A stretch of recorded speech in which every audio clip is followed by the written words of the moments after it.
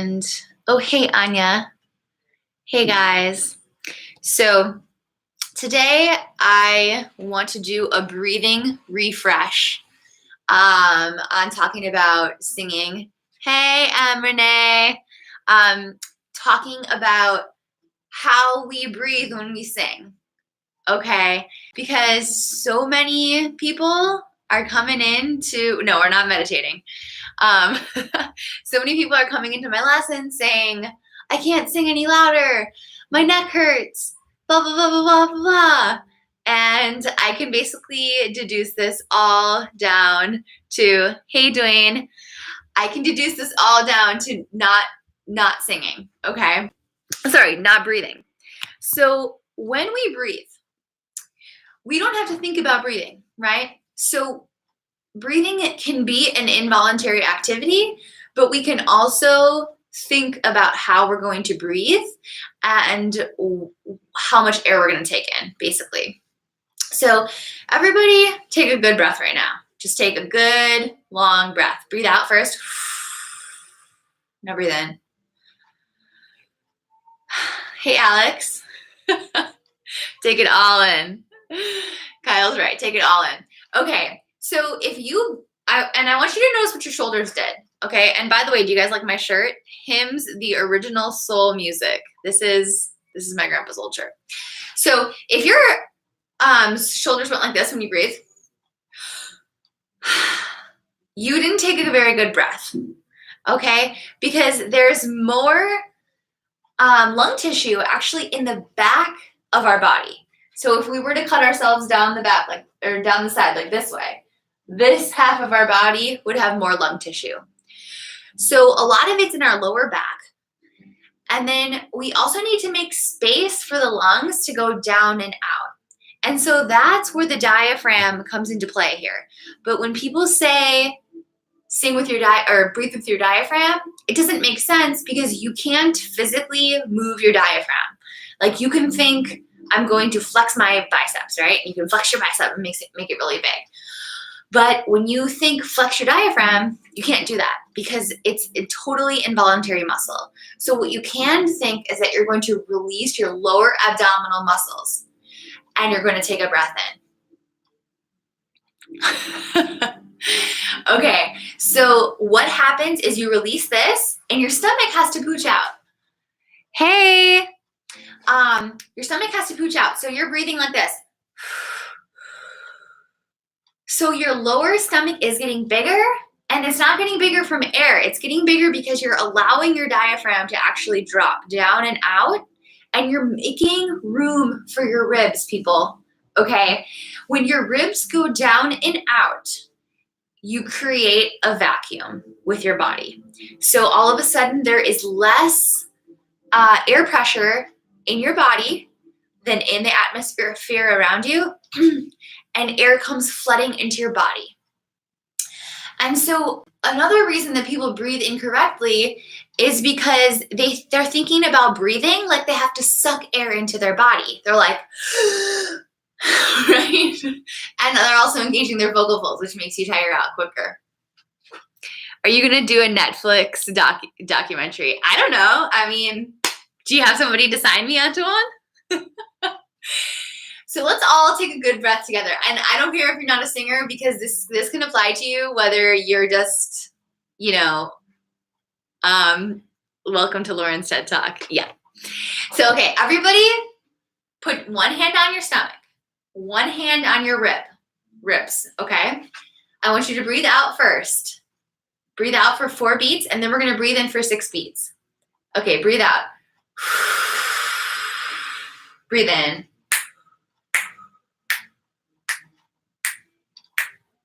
Breathe out. Okay, I have a peanut gallery. You need more charts and maybe a laser pointer. Okay, the reason I'm actually doing this is because I didn't have a chance to make my YouTube video this week. So this is my live YouTube video for the week. Hey, Nicole. So welcome, Nicole. We're talking about breathing for singers. Okay, so now I want you guys to actually feel the support. So we're going to take a good breath in for 6 counts. And then we're going to breathe out on s, s, s. So you out Kyle, you're not actually on YouTube, okay? But I'm also live on YouTube. I'm live on YouTube and Instagram. Okay, so breathe out first. Breathe in for 6. And breathe out on a s.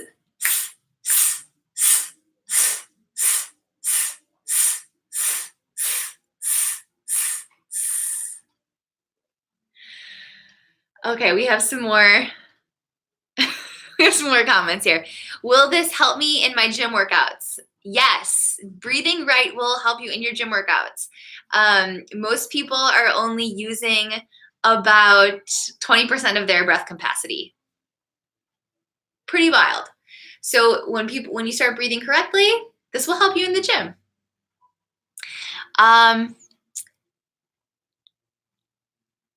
Oh, I'm getting confused. Can I still practice breathing for singers if I'm tone deaf? Yes, so breathing is for everybody. Kyle's being a, you guys have never met each other, but you're both my past roommates. And Nicole's giving me some praise hands. Okay, so now another thing we can do that we're actually going to involve a little bit of singing in, and I know I've done this one before, but it's good to revisit it. We're going to go, he, hey, ha, ho, who. And if you're not singing, like, because there's some non-singers that are joining us, you can just speak the vowels. You can go he, hey, ha, ho, who. And that feeling of that tuck, that engagement, that is where breath support starts. But everything that becomes before the breath support is the good breathing. And it's also important to note that when you're breathing correctly, okay, people who are singers are going to be watching this after the non-singers are off the live. Can I do this exercise in my corset? Yes. Oh, we have a new joiner. Hey, Faye. So now we're going to do this again. Ready? He, hey, ha, ho, who. Totally playing the wrong chord there. Let's keep going again. People keep speaking if you're speaking along. Hey, Sarah. Okay. He, hey, ha, ho, who. Kyle's telling me my piano skills have grown, and they actually have grown, okay? I can now accompany my students. Okay, guys. So last but not least, I want to talk about the release of the breath. A lot of people come in here and they're singing like he, ha, ha, right? So there's a ton of air going through their vocal folds. And people actually talk like that too. Have you guys ever heard somebody speak like, Marilyn Monroe, hi, happy birthday, how are you? So what's actually happening is their vocal folds aren't coming together all the way, which is fine if you're just speaking and you're not trying to be heard. But if you are trying to be heard and you're trying to sing with the core of your voice, you can't sing like that. You have to sing like you speak. So this means that when we sing, we actually have to keep our ribs out. Okay. So we have some requests for a happy birthday, Marilyn Monroe, happy birthday, Mr. President. Well, it's Omar's birthday tomorrow. It's my fiance's birthday tomorrow, so maybe I'll give you a live rendition of that. And Sarah says that's one of my problems in singing. Okay, Sarah, so this one's for you. So when you breathe and you expand your ribs, they stay expanded when you sing. So if you're going like this, and they deflate right away, you're not able to maintain the streamlined air, which helps you get a firm core of your voice sound. So by inhaling low and deep and keeping your ribs out for as long as possible, we engage our intercostal muscles. Bye, Kyle. Thanks for tuning in. We engage our intercostal muscles and we engage our obliques to keep the ribs open. So keep in mind, this is not a bearing down feeling. This is an opening and out feeling. So we keep our ribs out. So see if you can just do that for a second. Feel them? They're all the way out. So let's do this. Take a good breath.